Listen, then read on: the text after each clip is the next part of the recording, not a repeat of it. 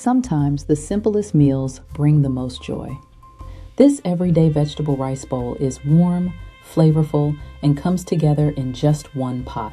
Quick and easy. You'll need white or brown rice, plus onion and garlic, a handful of mixed vegetables, and a few simple seasonings. Start with a little olive oil in your pot, then add diced yellow onion and garlic.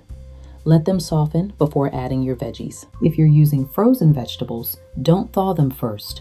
The steam helps your rice cook evenly. Stir in your rice and let it soak up all that onion and garlic flavor. Now pour in your broth until the rice is just covered.